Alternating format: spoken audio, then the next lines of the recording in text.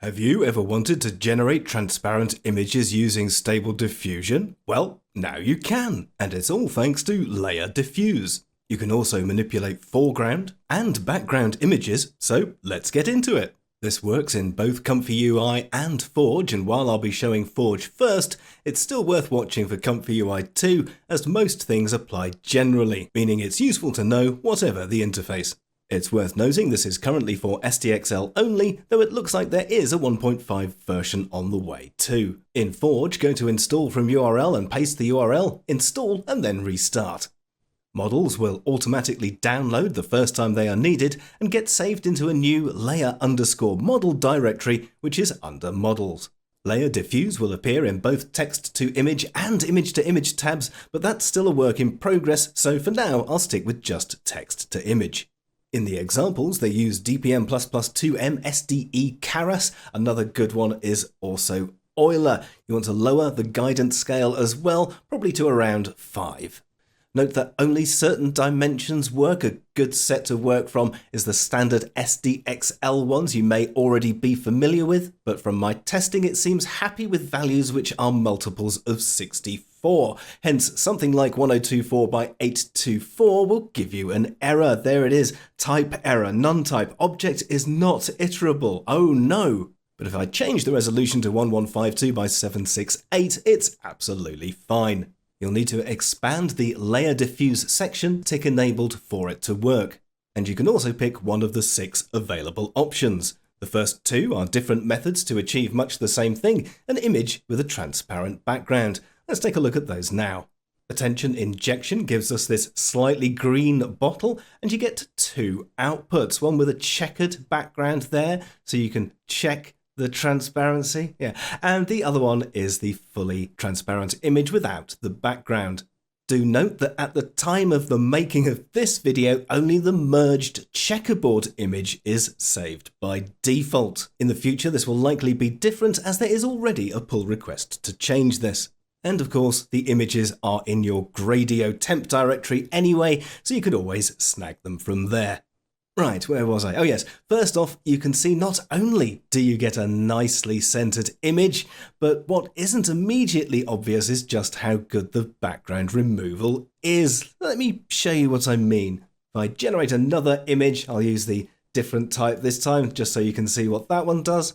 And now we've got a slightly more clear glass bottle, but with some interesting reflections. Now, normal background removal doesn't handle these very well. There's the fully transparent image, so these little reflections and things, normally not very good, but you can see in this case, it looks very nice indeed. The other thing that works great is fine detail, such as whiskers and hair. If I go to the fully transparent one, there you can see, check out that tail. It's a little bit tricky to see with the checkerboard, but it's a little bit better on there. But you've got the whiskers coming out, very, very fine details. You get to see it in a bit more detail in ComfyUI when I show the mask as well. But basically, it can make very nice masks. All right, so say you now want to add a background to that transparent image, a bit like those old-fashioned artists used to do back in the days of things like Photoshop, if anyone remembers that. The next option, from foreground to blending, is what you can use. How about a nice forest?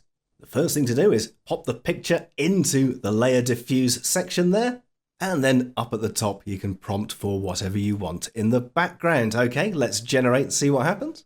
There we go, we've got him in a nice fantasy forest. And of course, if you want an entirely different background, just change the prompt and whatever you want will magically appear. There he is now inside a bakery. As you can see, lots of fun to be had there, but there is even more. What if I just wanted that bakery? Well, that's no problem for the next option. From foreground and blending to background. Though there are a few more steps to this one. First up, drop the image you just generated into the new image input box. Next, change the stop at value to 0.5. Then they also suggest changing the sampler to a non-DPM one, such as Euler, for better results. And now when you do the run, the rodent has gone and you've just got the bakery. The final 2 options are similar, but this time they're focused on the background. To slap something onto a background, just pop that in as the Layer Diffuse image and select from background to blending, and a prompt for whatever it is you want to add on top. Boom, there he is, our rodent spellcaster. Just like we did before, if you select from background and blending to foreground, then use that image in the new input image box, generate again, and this time we get just the rodent we generated and the background has been removed.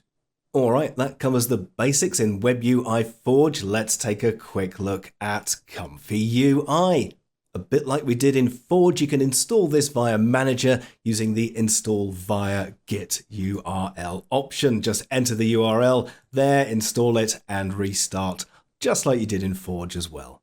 Also, like in Forge, the models will be automatically downloaded the first time they're needed, and are also saved into the models/layer_model directory.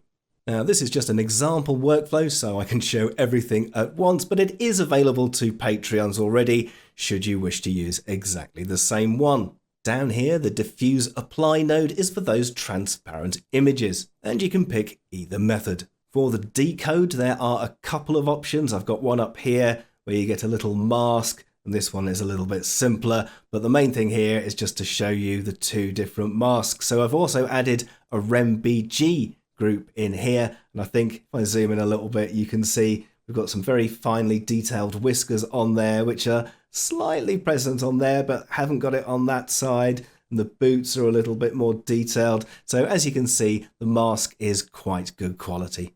For the next group, I've taken that image I just generated of the rodent and added some cabbages to the background. Exactly the same again in the next group, but this time I've changed the layer type from foreground to background, thereby allowing me to add a large tree on top.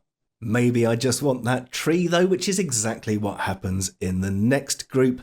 And the Diff Apply node, once again, this has a foreground and background layer type option. You can, of course, have a little bit of fun with these as well and make weird stuff.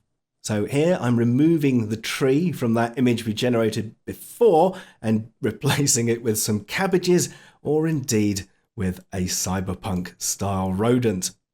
Does it work well with other nodes, such as IP Adapter? Yes, it does. There I've got my mage rodent and I want to use him as a base for one with a bonnet and some leather armor, which comes out perfectly. Excellent stuff. And you know what else is excellent? This next Nerdy Rodent video.